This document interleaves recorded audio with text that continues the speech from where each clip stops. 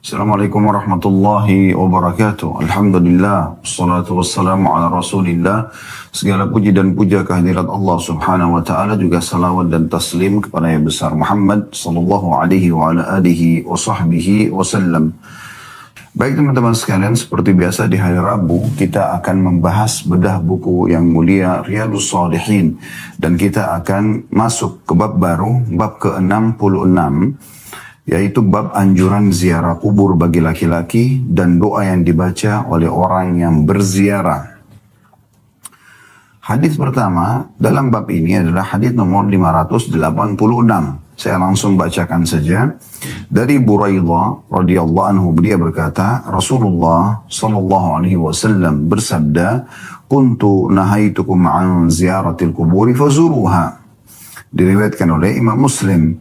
Kata Nabi SAW, saya dahulu melarang kalian berziarah kubur, namun sekarang berziarahlah kepadanya. Dalam satu riwayat, "Faman arada an yazura al-kubura falyazur, fa innaha tudzakkiruna al-akhirah." Barang siapa yang ingin ziarah kubur, maka berziarahlah, karena sesungguhnya ziarah kubur mengingatkan kita kepada akhirat. Saudaraku seiman, seperti biasa hadits ini kita coba paparkan dulu secara global maknanya, kemudian insya Allah kita akan coba kutip faedah-faedah dan mutiara daripada hadits ini. Baik teman-teman sekalian, ziarah kubur adalah bagian daripada sunnah Nabi alaihi salatu wassalam, dan sudah disebutkan dalam riwayat ini tujuannya agar kita mengingat hari pulang kita atau hari akhirat, di mana setiap orang di antara kita pasti akan kembali nanti kepada Tuhannya Allah subhanahu wa ta'ala. Sebagai seorang muslim kita yakin ini bagian daripada rukun iman kita yang kelima, yaitu iman kepada hari kiamat. Rangkaiannya adalah iman terhadap kematian, kemudian alam barzakh, kemudian hari kebangkitan dan penimbangan amal saleh dan amal buruk, kemudian ada surga dan neraka.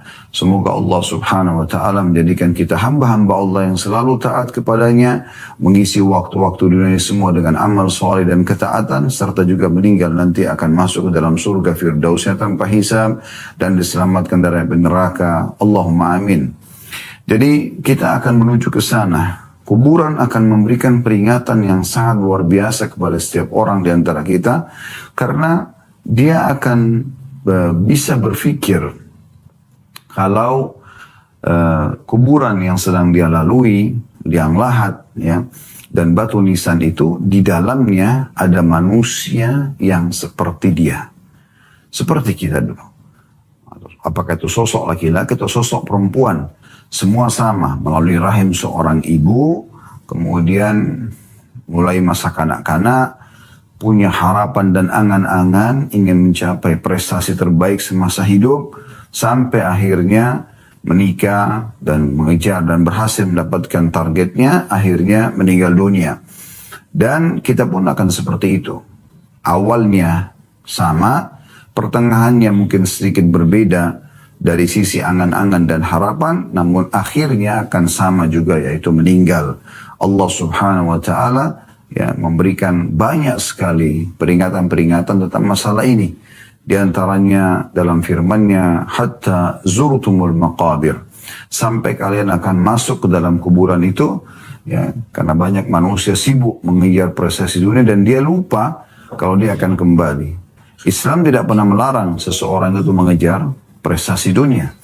Namun tidak boleh dia dengan mengejar ini lupa terhadap akhirat, sehingga dia tidak kenal mana haram, mana halal, mana yang boleh, mana yang tidak boleh. Dia melanggar semua apa yang Allah subhanahu wa ta'ala ya, larang, sehingga akhirnya dia tidak berpikir akan ada hisab di hari kiamat nanti, dan membuat dia bermasalah.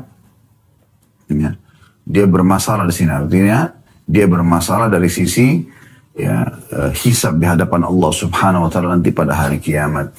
Jadi oleh karena itu Nabi SAW mengingatkan juga dalam banyak riwayat-riwayat, di antaranya beliau pernah melewatin kuburan bersama para sahabat, kemudian beliau mengatakan, sesungguhnya ya, orang ini ditunjuklah kuburan tersebut. Nah, dia sudah dalam liang lahat gitu ya.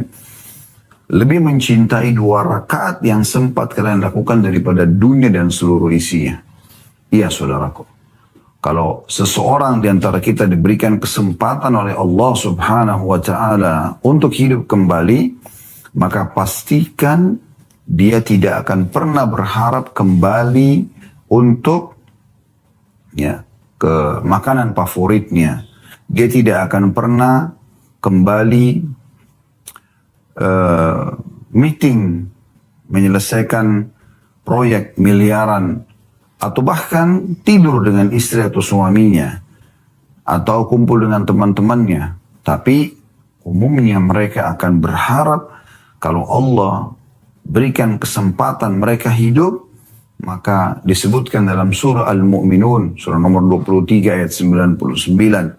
Qala rabbirji'un la'alli a'malu salihan fima tarakt. Wahai Tuhanku, kembalikan aku di dunia. Jangan sampai aku dimatikan sekarang. Untuk apa? Kembali ke makanan favoritnya, untuk kembali lagi ke aktivitas umum yang dia lakukan dalam keseharian. Tidak saudaraku. Tapi dia berharap bisa kembali ke dunia untuk beramal soleh dari amal-amal soleh yang telah dia tinggalkan dulu. Tapi Allah sudah mengingatkan lanjutan ayatnya. Kalla innaha kalimatun huwa qailuha. Sama sekali tidak mungkin terjadi. Itu hanya ucapan perkataan yang diucapkan oleh mulutnya saja. Jadi tidak akan mungkin bisa terjadi. Jangan sampai teman-teman sekalian kita nanti pada saat meninggal baru menyesal.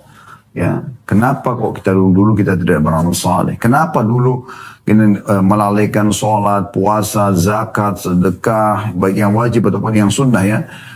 Kemudian juga kenapa dulu sibuk gosipin si fulan, ya, kemudian juga menggibah si fulan dan seterusnya, mencari-cari aib si fulan. Kita berharap semoga di hari kemerdekaan ini teman-teman sekalian Allah Subhanahu wa Ta'ala berikan kita ya kesatuan dan persatuan dan sudah menghentikan semua aktivitas menjatuhkan satu sama yang lain, mencari aib satu sama yang lain. Tapi yang kita lakukan adalah gotong royong, bekerja sama, saling dukung-mendukung. Yang berprestasi kita dukung. Yang sedang punya kekurangan, maka kita bantu dia agar dia bisa berprestasi. Jadi bukan justru dia dihina atau dikucilkan. Begitulah sabda Nabi SAW kepada setiap muslim. Unsur akhaka zaliman aw madluma. Tolong saudaramu dalam kondisi dia berbuat zalim atau dia terzalimi. Maka para sahabat mengatakan, ya Rasulullah, ini orang yang terzalimi kami faham. Karena dia sedang tertindas, wajar kami tolong. Bagaimana kami menolong orang-orang yang berbuat zalim, berbuat salah, kriminal?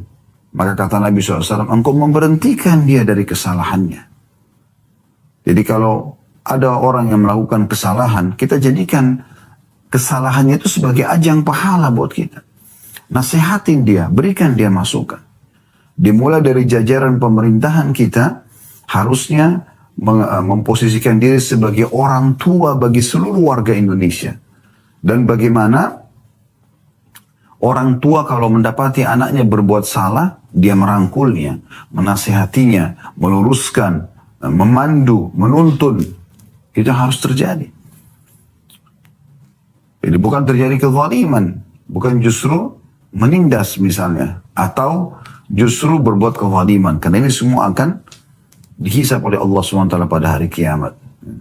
Begitu juga sebagai warga negara Indonesia. Kita ini seperti anak-anak. Pemerintah ini adalah orang tua kita. Bagaimana kita wajib patuh pada orang tua, begitulah kita wajib patuh kepada pemerintah kita. Selama bukan maksiat kepada Allah Subhanahu wa Ta'ala, wajib untuk patuh. Rambu-rambu lalu lintas jangan dilanggar. Ya.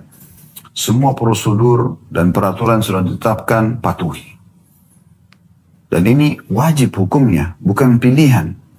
Maksud dalam firman Allah Subhanahu wa Ta'ala, ya ayyuhalladzina amanu athi'ullaha wa athi'ur rasul wa ulil amri minkum.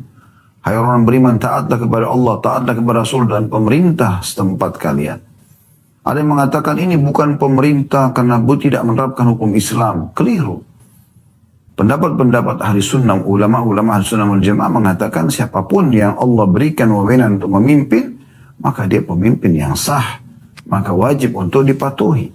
Ya, jadi ini hukumnya harus difahami baik-baik. Dan insya Allah biidnillahi ta'ala dengan izin Allah, nanti malam di Blok M kita akan jauh lebih banyak membahas ya kajian spesial kita untuk negeriku.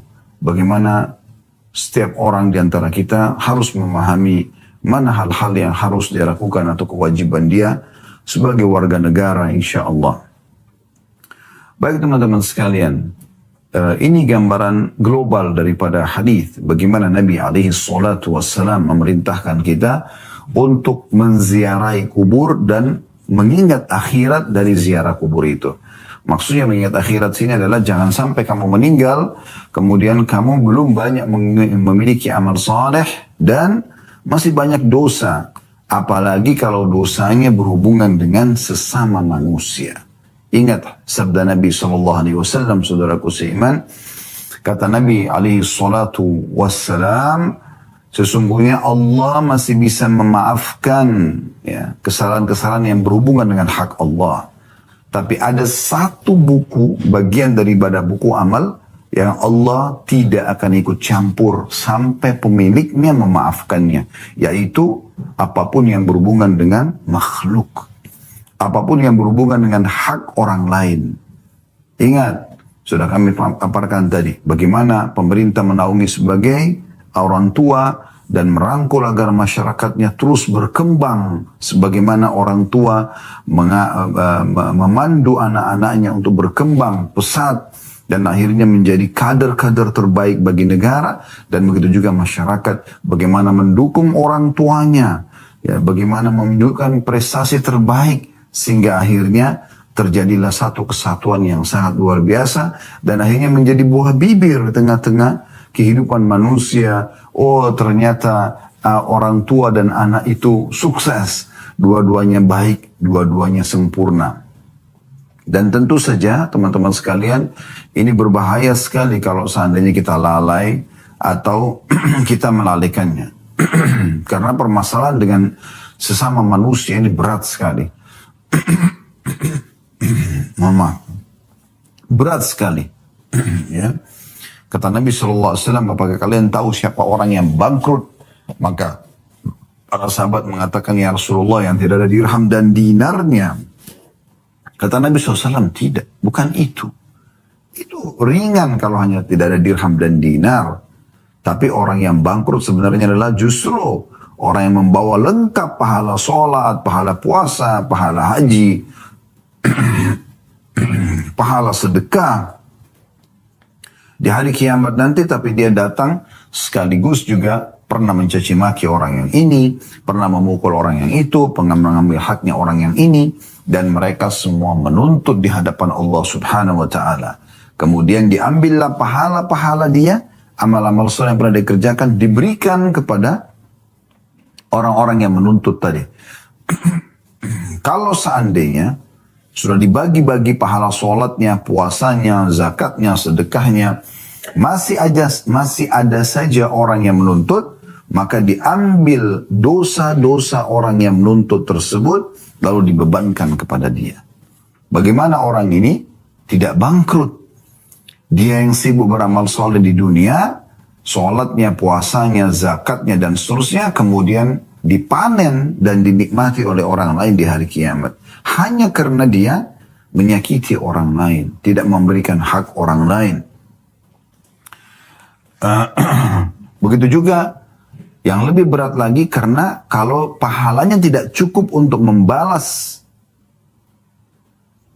atau dibayarkan kepada orang yang menuntut, maka dosa-dosa orang lain, zina orang lain, mabuknya orang lain, ribanya orang lain, durhaka sama orang tua orang lain, dan seterusnya dibebankan kepada dia. Sehingga dia disiksa karena dosa orang lain. Bukankah betul-betul orang ini bangkrut, saudaraku seiman? Maka mari di hari kemerdekaan ini kita memperbaiki dan introspeksi diri. Kira-kira apa yang keliru dalam diri kita? Sehingga ke depannya kita selalu yang menjadi orang yang mengikuti perintah-perintah Allah Subhanahu wa taala. Karena orang yang mengikuti perintah Allah ini pasti baik. Karena disuruh jujur, amanah, tanggung jawab, bakti sama orang tua, berbuat baik secara umum. Dan dilarang untuk berbuat hal-hal yang buruk seperti bohong, menipu, manipulasi, memukul, membunuh, dan seterusnya. Kriminal yang sudah semua manusia tahu tentunya. Dilarang dalam Islam dengan ancaman-ancaman yang luar biasa. Jadi kalau Anda mengikuti peraturan Allah Subhanahu wa taala, pastikan Anda akan menjadi orang yang baik dan sempurna, gitu kan?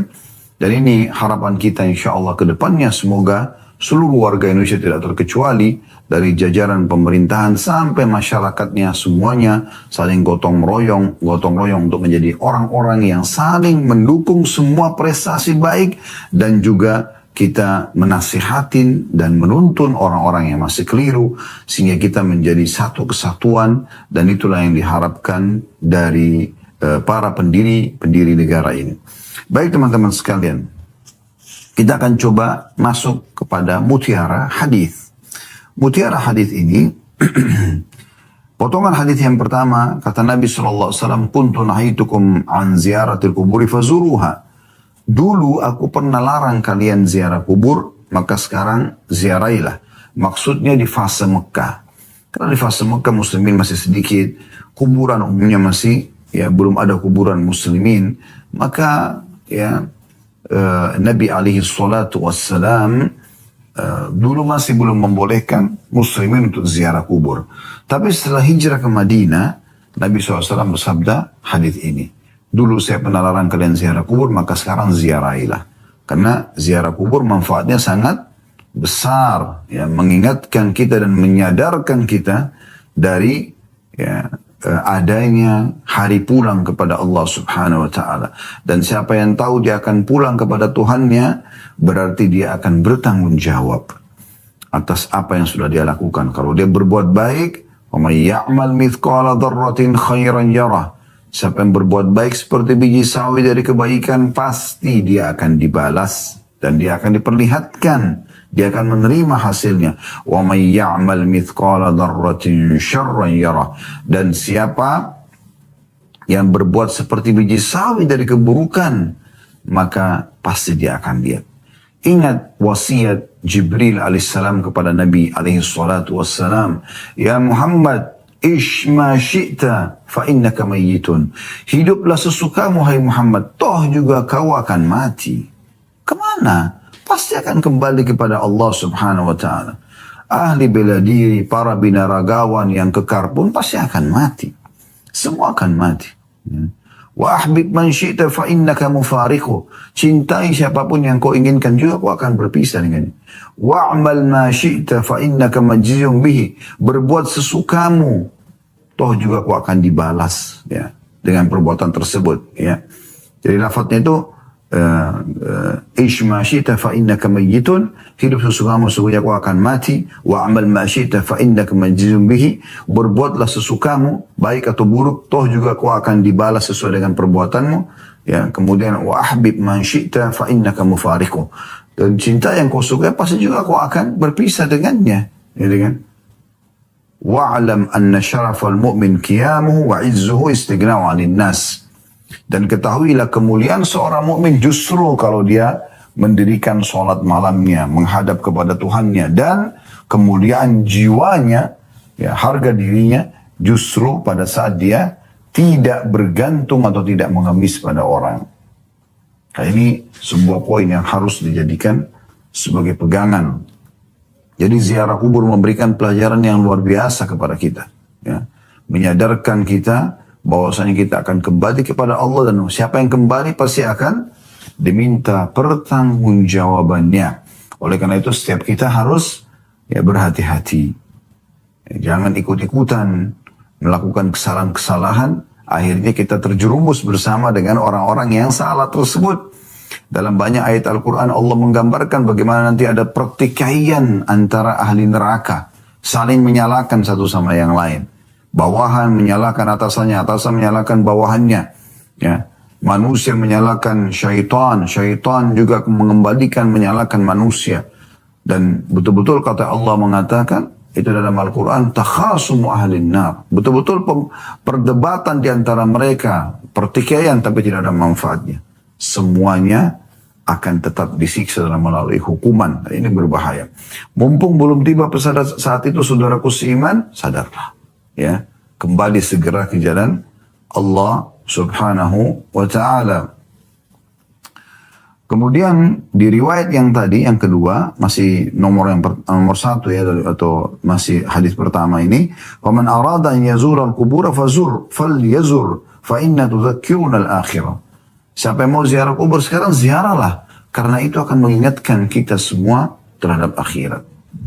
Baik, kita akan coba korek teman-teman sekalian. Mutiara dari hadis ini yang pertama adanya anjuran untuk berziarahi kubur, ya, untuk menziarahi kubur dengan tujuan agar mengingat akhirat. Ya. Kemudian mutiara yang kedua dari hadis ini adalah bagi orang-orang yang ingin ziarah kubur tidak ada penentuan waktu khusus. Boleh dia ziarah kubur kapan saja, ya. Dan harusnya dia menepis semua persepsi negatif tentang masalah kuburan ini. Karena di negara kita masih ada keyakinan, ada ruh gentayangan, kuburan bisa terbuka, pocongnya keluar dan segala macam. Ini semua khurafat yang tidak pernah ada, ya, dalam kehidupan kita. Kalau seandainya kuburan bisa terbuka dan pocongnya bisa keluar, maka tentu kita semuanya tidak akan pernah bisa tenang. Karena semua orang di kuburan akan keluar, kemudian mengganggu siapapun yang dia mau ganggu, atau mengutuk-ngutuk pintu orang lain dan seterusnya. Itu hanya gangguan syaitan. Dan harus kita berlindung kepada Allah subhanahu wa ta'ala. Baca, a'udhu billahi minasyaitonir rajim. Sebagaimana Allah ingatkan dalam Al-Quran, wa imma yanzagannaka minasyaiton nazgum fasta'id billah. Ya, al-ayat artinya, kalau syaitan sudah mulai membisik-bisikkan hal-hal yang negatif, yang tidak baik, menakut-nakuti, ya, maka mintalah perlindungan kepada Allah. Kita baca, a'udhu billahi minasyaitonir rajim. Ya, berapa banyak orang yang tinggal, bahkan penjaga kuburan, dia dengan anak-anaknya, cucunya tinggal di lokasi kuburan. Saya melihat dengan mata kepala sendiri. Mereka tenang-tenang saja, anak-anaknya bermain di sana, tidak ada sesuatu yang mengganggu mereka. Maka ini harus diluruskan pemahaman yang seperti ini, karena kalau dibiarkan maka akan jadi bahan permainan syaitan. Bagaimana orang-orang Quraisy disebutkan dalam ayat-ayat Al-Quran, sebagian mereka yang pada saat itu belum masuk Islam, belum mengenal Islam, ya, di awal-awal dakwah Nabi alaihi salatu wassalam, pada saat mereka lagi lakukan perjalanan, maka kalau mereka istirahat di satu lembah, mereka sudah, ya, memasang kemah-kemah mereka, maka pemimpin kafilah itu langsung, ya, minta bekal dari orang-orang yang ada di sekitar kemah itu, atau semua orang yang ikut di kafilah tersebut, untuk memberikan sebagian bekalnya. Kemudian tanpa ada sebab, pemimpin kafilah ini pun mulai mengatakan, membawa bekal tersebut ke tengah-tengah lembah, lalu mengatakan, wahai penjaga lembah, ini setengah bekal kami, jangan ganggu kami. Maka Allah gambarkan dalam surah Jin, fazaduhum rahaqa. Maka para syaitan-syaitan di lembah itu makin mengerjai mereka, makin mengganggu mereka. Jadi tidak boleh ada khurafat seperti ini. Ya. Jadi ziarah kubur disunnahkan, dan ada, ya, anjuran-anjuran yang harus kita lakukan. Nanti akan kita jelaskan di penutupan bab ini insyaAllah. Ya, tapi pelajaran dari hadis ini, yang pertama tadi anjuran ziarah kubur, yang kedua adalah dalam menziarahi kubur ini tidak ada waktu khusus, ya. Bebas saja menziarahi kubur, yang penting mengikuti tata cara yang diajarkan dalam Islam atau oleh Nabi alaihi salatu wassalam. Ya, di antara tata cara itu nanti akan kita sampaikan di akhir bab ini insyaallah, atau rinciannya tentang bagaimana menziarahi kubur itu. Kemudian ada juga pelajaran yang ketiga dari hadis ini, agar setiap orang di antara kita selalu mengingat hari pulangnya atau hari akhirat pulang, ya, menuju ke sana. Dan Allah subhanahu wa ta'ala menyebutkan dalam banyak ayat Al-Quran, walal akhiratu khairum wa abqa, akhirat itu jauh lebih baik dan lebih kekal. akhirat itu apa namanya? Waladarul akhiratu lahiyal hayawan. Ya, kehidupan akhirat adalah kehidupan yang sebenarnya, ya, yang kekal, penuh dengan kenikmatan bagi orang yang beriman, dan tentu siksaan bagi orang yang durhaka dan durjana. Baik, kita masuk ke hadis 587. Di sini sampai 589. Ini menyebutkan tentang doa yang diajarkan Nabi alaihi salatu wassalam kalau kita ziarah kubur. Hadis 587 dari Aisyah radhiyallahu anha, beliau berkata, "Kana Rasulullah sallallahu alaihi wasallam kullama kana lailatuha min Rasulillah sallallahu alaihi wasallam yakhruju min akhir al-lailati ila al-baqi' fayaqul assalamu alaikum dara qaumin mu'minin wa ataakum ma tu'adun غدا معجلون وإنا إن شاء الله بكم لاحقون اللهم اغفر لأهل بقيع الغرقد." Rasulullah SAW kata Aisyah radhiyallahu anha, setiap ketika malam giliran, maksudnya ini disebutkan setiap malam giliran Aisyah, karena Nabi SAW berpoligami, di malamnya Aisyah, kata Aisyah anha, beliau SAW keluar di akhir malam menuju maqam Baqi', kuburan para sahabat yang ada di sebelah masjid Nabi SAW. Lalu beliau mengucapkan doa, "Semoga keselamatan senantiasa tercurah untuk kalian. Wahai para penghuni perkampungan kaum mukminin, apa yang dijanjikan kepada kalian telah datang kepada kalian. Kalian ditangguhkan pada hari esok dan kami insya Allah akan menyusul kalian. Ya Allah, ampunilah para penghuni maqam Baqi' al-Gharqad." Ada footnote teman-teman sekalian, hadis ini tentu hadis sahih riwayat Imam Muslim. Ada footnote nomor 479 di bawah. Al-Gharqad adalah salah satu jenis pohon berduri. Kata tunggalnya adalah gargada. Penguburan, dan ini maksudnya adalah ada pohon itu yang penuh dengan duri. Dulu ada banyak di kuburan Baqi' itu. Penguburan penduduk Madinah dinamakan Baqi' al-Gharqad karena di sana dulunya ada banyak pohon gharqad, tapi kemudian ditebang atau dihilangkan. Lalu kata Imam Nawawi, saya katakan sepertinya pohon gharqad adalah pohon yang di Palestina disebut dengan arqad. Ini penjelasannya. Baik teman-teman sekalian, kita coba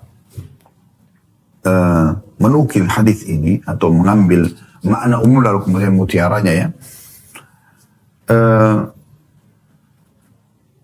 Maknanya adalah bagaimana Aisyah radhiyallahu anha ummul mukminin menggambarkan setiap kali Nabi SAW menginap di malam hari di rumah beliau, maka tidak pernah Nabi SAW meluputkan setiap sepertiga malam selepas sholat malam menjelang subuh kecuali menziarahi kubur, ya. Dan beliau karena rumah beliau dengan Baqi', kuburan Baqi' sangat dekat, ya. Kemudian beliau mendoakan ahli Baqi' tersebut, doa yang sudah kita sebutkan, doakan keselamatan, ya. Di sini Anda bisa dengar kembali lafadznya, Assalamualaikum dara qaumin mu'minin.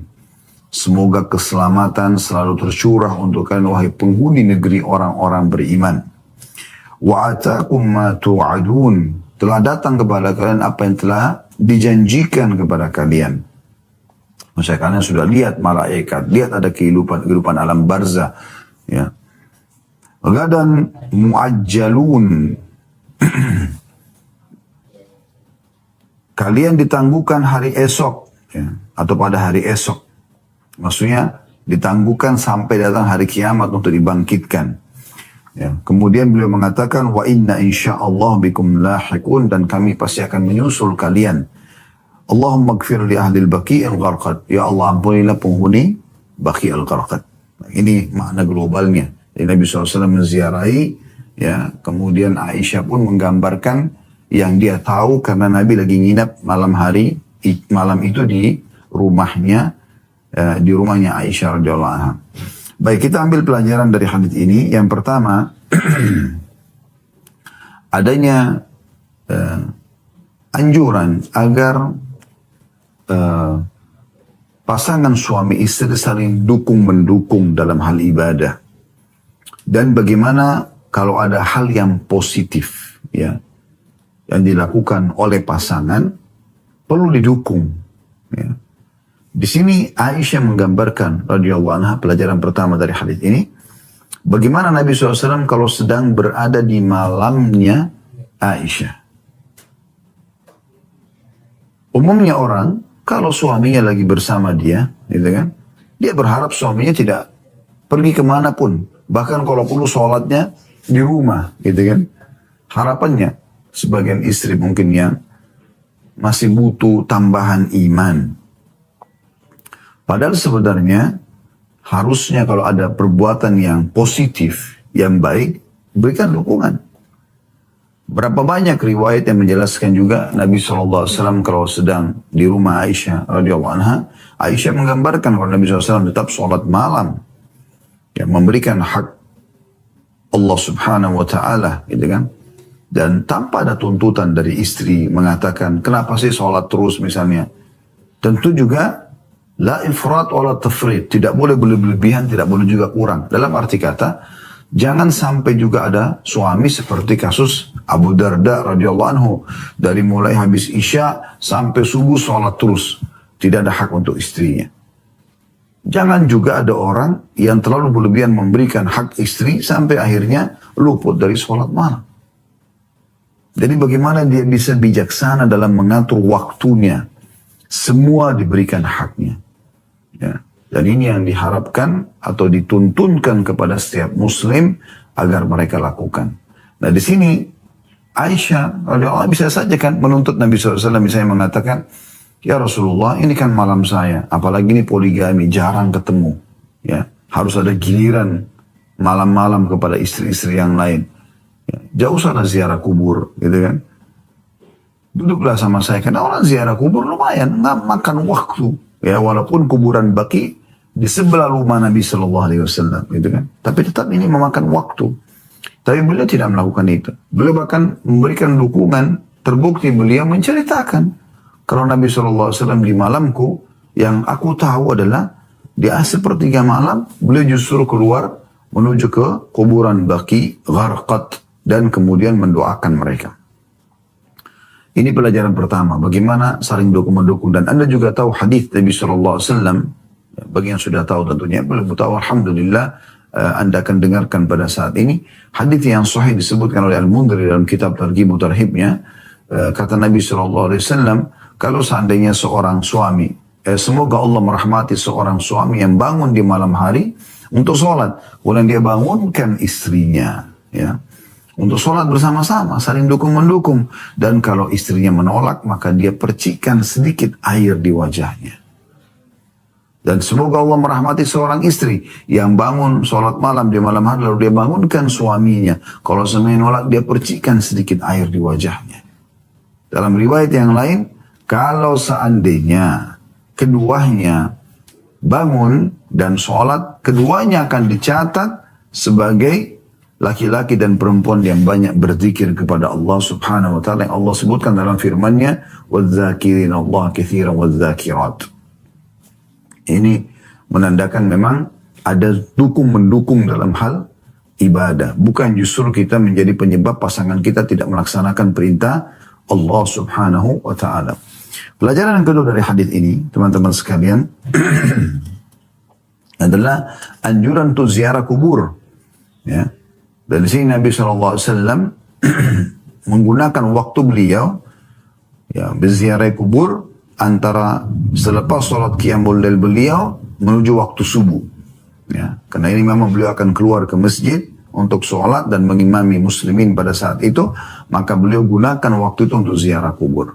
Ya bagi Anda yang kebetulan pada saat dia menuju ke masjid lewat kuburan, kesempatan dia juga bisa ya menjalankan sunnah Nabi SAW ini untuk mengucapkan salam kepada ahli kubur. Dan lafadznya tadi sudah kita bacakan, Assalamualaikum dara qaumin mu'minin. Ya, semoga keselamatan selalu tercurahkan kepada kalian wahai penghuni negeri orang-orang beriman, gitu ya.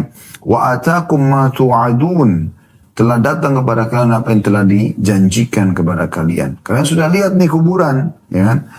Gadan muajjalun, dan kalian ditangguhkan untuk sampai hari kebangkitan nanti. Wa inna insyaallah bikum lahiqun, dan kami akan menyusul kalian. Lalu kemudian Nabi SAW mendoakan Allah maghfir li ahli gharqad atau li ahli baqi'il gharqad. Semoga Allah maafkan ahli baqi'il gharqad. Jadi doanya cuman ya sampai tadi itu. Assalamualaikum dara qaumin mu'minin. Ya. Keselamatan untuk kalian wahai penghuni negeri orang-orang beriman. Kemudian wa atakum ma tu'adun, telah datang kepada kalian apa yang telah Allah janjikan. Gadan muajjalun, dan kalian ditangguhkan sampai hari kebangkitan. Wa inna insyaallah bikum lahiqun, dan kami pasti akan menyusul kalian. Ini sunnah Nabi alaihi salatu wassalam. Sekali lagi, assalamualaikum dara qaumin mu'minin. Ya. Ini kalau anda mau bagi menjadi beberapa potongan ya. Assalamualaikum dara qaumin mu'minin, keselamatan semoga selalu tercurahkan untuk kalian wahai penghuni negeri orang-orang beriman. Ya. Wa atakum ma tu'adun, telah datang kepada kalian apa yang dijanjikan kepada kalian. Gadan muajjalun, dan kalian tangguhkan sampai hari kebangkitan. Ini bisa jadi potongan yang kedua, digabungkan aja ya. Ya, jadi di sini dikatakan wa atakum ma tu'adun gadan muajjalun, ini dijadikan jadi satu saja. Ya. Wa atakum ma tu'adun, telah datang kepada apa yang dijanjikan pada kalian. Gadan muajjalun, maksudnya kalian ditangguhkan sampai hari kebangkitan. Lalu potongan ketiga, wa inna insyaallah bikum lahiqun, dan semoga pasti kami akan menyusul kalian. Ini bagian daripada doa yang dianjurkan oleh Nabi alaihi salatu wassalam. Jadi pelajaran yang kedua adalah bagaimana ya ada anjuran untuk menziarahi kubur dan mengucapkan doa kepada ahli kubur tersebut. Pelajaran yang ketiga, menggambarkan dari doa ini teman-teman sekalian, ada kehidupan di situ. Ada kehidupan. Walaupun tidak ada respon dari mayit yang di kuburan tersebut kepada kita, tapi hadits ini atau doa ini menggambarkan mereka sebenarnya ada di alam itu. Ya. Cuma memang sudah berbeda alam dengan kita. Karena sabda Nabi SAW dalam doa ini, Assalamualaikum dara qaumin mu'minin. Semoga keselamatan selalu tercurahkan untuk kalian wahai penghuni. Perhatikan, penghuni negeri orang-orang beriman. Wa atakum ma tu'adun, telah datang kepada kalian apa yang telah dijanjikan kepada kalian. Gadan muajjalun, kalian ditangguhkan sampai hari kebangkitan. Lalu kita katakan apa? Wa inna insyaallah bikum lahiqun, toh juga kami akan menyusul kalian nanti. Nah, ini doa ini memberikan kesadaran kepada kita kalau kita akan menyusul ya orang-orang yang meninggal di sana. Jadi di sini pelajaran ketiga berarti ada kehidupan di sana. Dan kita juga akan merujuk kepada kehidupan tersebut. Dan ini rukun iman kita yang kelima. Ini yang kita bisa ambil dari hadis ini tentunya. Dan yang terakhir adalah adanya anjuran untuk menziarahi kubur Baqi al-Gharqad. Ini pelajaran yang keempat dari hadis. Sunnah untuk menziarahi al-Baqi al-Gharqad. Makanya ulama sepakat mengatakan bahwasanya salah satu tempat yang diziarahi di Madinah adalah menziarahi kuburan Baqi dan mendoakan mereka. Walaupun cuma kita jalankan sunnah Nabi yang kita mengatakan Allah maghfir li ahli Baqi al-Gharqad, ya Allah ampunilah para penghuni Baqi al-Gharqad. Dan sebagian ulama hadis mengatakan doa Nabi SAW ini berlaku sampai hari kiamat untuk penghuni kuburan Baqi. Jadi bukan cuma pada saat itu, tapi ini berlaku sampai menjelang hari kiamat nanti. Baik teman-teman sekalian, kita akan lanjutkan dua buah hadis yang tersisa di bab ini dengan penjelasan atau ada penjelasan di dalamnya dua lafaz doa yang mirip dengan tadi tapi sedikit berbeda yang akan kita bacakan insyaallah. Hadis nomor 3 dalam bab ini ya, 588 urutannya. Berbunyi dari Buraidah radhiyallahu anhu, beliau berkata, karena Nabi sallallahu alaihi wasallam yu'allimuhum idza kharaju ila al-maqabir an yaqulu qailuhum Assalamu alaikum ahla diyari minal mu'minina wal muslimin wa inna insyaallah bikum lalahiqun as'alullaha lana wa lakum al-afiyah. Hadis ini sahih, diriwayatkan oleh Muslim. Terjemahannya, kata Buraidah radhiyallahu anhu, Nabi sallallahu alaihi wasallam mengajari mereka, maksudnya para sahabat, apabila keluar menuju kuburan agar salah seorang dari mereka mengucapkan, ini doanya, Assalamualaikum ahlad diyari minal mu'minina wal muslimin. Assalamualaikum artinya semoga salam sejahtera tercurahkan kepada kalian. Ahlad diyar, para penghuni perkampungan. Ya. Minal mu'minina wal muslimin. Dari kaum mukminin dan muslimin. Wa inna insya'allahu bikum lalahikun. Dan kami dengan izin Allah, atau insya'Allah akan menyusul kalian. Kemudian, as'alullah lana walakumul afiyah. Aku memohon kepada Allah untuk kami dan untuk kalian keselamatan. Hadis ini teman-teman sekalian memberikan pelajaran kepada kita tentang adanya lafaz doa yang lain diajarkan oleh Nabi alaihi salatu wassalam. Dan bagaimana seorang muslim berusaha untuk menjaga agar lafaz-lafaz doa yang dia sebutkan sesuai dengan tuntunan Nabi alaihi salatu wassalam. Ya, semaksimal mungkin tepat gitu. Kalaupun ada perbedaan sedikit, mungkin perbedaan yang tidak disengaja gitu kan. Tapi dia usahakan agar menjaga lafadznya seperti apa yang diajarkan Nabi SAW. Tadi yang pertama kita sudah dengarkan. Assalamualaikum dara qaumin mu'minin. Ya. Kemudian, wa atakum ma tu'adun, gadan mu'ajjalun, wa inna insya'allah bikum lahikun. Ya. Sekarang lafadznya sedikit berbeda. Assalamualaikum ahlad diyari minal mu'minina wal muslimin. Semoga keselamatan selalu tercurahkan untuk kalian wahai penghuni negeri, ya, atau perkampungan dari mukminin dan muslimin. Wa inna insya'allahu bikum lalahikun. Dan kami pasti akan menyusul kalian dengan izin Allah. As'alullaha lana walakumul afiyah. Aku memohon kepada Allah untuk kami dan untuk kalian keselamatan. Jadi kalau kita bagi doa ini menjadi 3 potongan, insya Allah lebih mudah untuk dihafal. Assalamualaikum ahlad diyari minal muslimin, minal mu'minina wal muslimin. Assalamualaikum ahlad diyari minal mu'minina wal muslimin. Semoga keselamatan selalu tercurahkan untuk kalian wahai penghuni negeri, orang-orang beriman dan orang-orang muslim. Wa inna insya'allahu bikum lalahikun. Dan kami pasti akan menyusul kalian dengan izin Allah. Ya. As'alullaha lana walakumul afiyah. Aku memohon untuk kami dan untuk kalian, ya, keselamatan. Tentu Anda boleh pilih lafaz ini. Kalau Anda mau juga mempraktekkan semuanya sangat positif, ya. Artinya bagaimana kita menerapkan doa-doa yang diajarkan Nabi SAW semaksimal mungkin dalam kehidupan kita. Kita ambil pelajaran dari hadis ini. Yang pertama adalah adanya anjuran untuk menziarahi kubur dari Nabi SAW. Karena dari perkataan Buraidah, karena Nabi SAW yu'allimuhum idha kharaju ilal maqabir. Ya. Bahwasanya Nabi SAW mengajarkan kepada para sahabat kalau mereka menuju ke kuburan, artinya dianjurkan ke kuburan. Dan pada saat ziarah, maka bacalah doa ini. Jadi ada anjuran untuk menziarah kubur, ya, sebagaimana dijelaskan dalam judul bab kita ini. Kemudian yang kedua, adanya potongan doa ini yang dianjurkan untuk setiap muslim menghafalnya. Saya ulangi lagi. Assalamualaikum ahlad diyari minal mu'minina wal muslimin. Wa inna insya'allah bikum lalahikun. As'alullaha lana walakumul afiyah. Ya. Jadi sudah tadi artinya sudah kami sampaikan, kami ulangi lagi. Ya, supaya mudah dihafal teman-teman sekalian. Dan Anda bisa hafal di waktu ini juga. Assalamualaikum ahlad diyari minal mu'minina wal muslimin. Semoga keselamatan selalu tercurahkan untuk kalian wahai penghuni negeri, orang-orang beriman dan orang-orang muslim. Wa inna insya'allah bikum lalahikun. Dan sesungguhnya kami dengan izin Allah akan menyusul kalian. As'alullah lana walakumul afiyah. Aku memohon kepada Allah untuk kami dan untuk kalian, ya, keselamatan. Ya, ini hanya ucapan kedua dari hadis adalah ada anjuran untuk membaca doa ini pada saat ziarah kubur. Mutiara yang ketiga adalah makna daripada doa ini. Ya.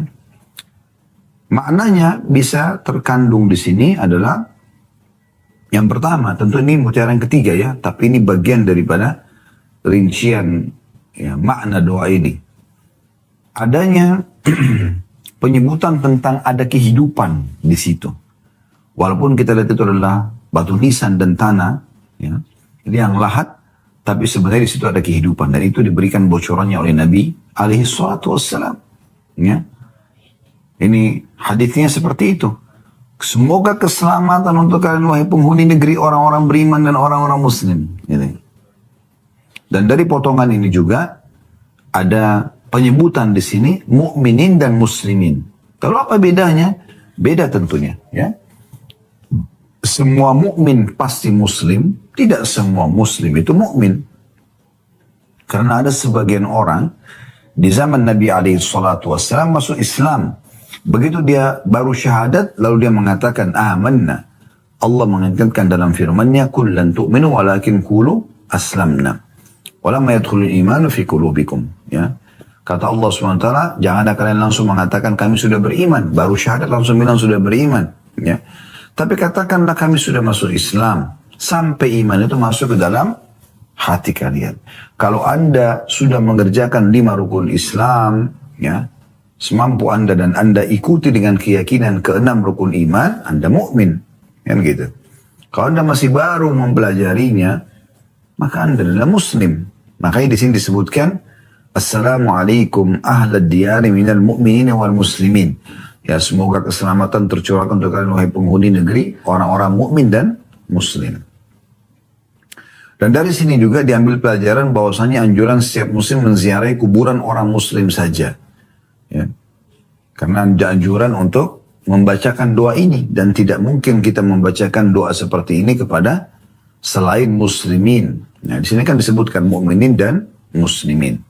Kemudian juga masuk dalam makna doa ini, ya, atau ada penekanan tentang masalah wa inna insyaallahu bikum lalahikun, dan kami pasti akan menyusul kalian. Makna menyusul sini artinya kita akan meninggal dunia. Dan ini supaya menjadi bahan introspeksi diri kita, gitu kan. Kemudian selanjutnya, potongan yang ketiga, as'alullaha lana walakumul afiyah, kita memohon untuk diri kita dan semua yang masih hidup dari kaum muslimin dan mukminin, dan juga semua yang sudah wafat di kuburan tersebut, semoga diberikan keselamatan. Mana keselamatan? Keselamatan ya, yang masih hidup dari maksiat, dari kekufuran, sehingga meninggal dalam keadaan Islam. Dan yang sudah meninggal, keselamatan dari siksa kubur dan juga hisab yang berat pada hari kiamat, termasuk puncaknya selamat dari api neraka. Kemudian yang terakhir teman-teman sekalian, hadis yang kita pelajari dalam bab ini, hadis nomor 589, berbunyi dari Ibnu Abbas radhiyallahu anhu, beliau berkata, "Marra Rasulullah sallallahu alaihi wasallam bi quburin bil Madinah fa aqbala alaihim biwajhi fa qala assalamu alaikum ya ahlal qubur yaghfirullahu lana wa lakum antum salafuna wa nahnu bil athar." Artinya, hadis ini tentu hadis hasan. Kalau dari hadis yang sebelumnya hadis riwayat Muslim, hadis sahih, ini hadisnya hadis hasan diriwayatkan Tirmidzi. Terjemahannya, kata Ibnu Abbas radhiyallahu anhu, Rasulullah SAW pernah melewati kuburan di Madinah, maka beliau menghadapkan wajah beliau kepada mereka lalu mengucapkan, Assalamualaikum ya ahlal kubur. Ya, semoga salam sejahtera tercurahkan untuk kalian wahai penghuni kuburan ini. Yaghfirullahu lana wa lakum. Semoga Allah mengampuni kami dan kalian. Antum salafuna wa nahnu bil athar. Kalian adalah pendahulu kami dan kami akan datang sesudah kalian.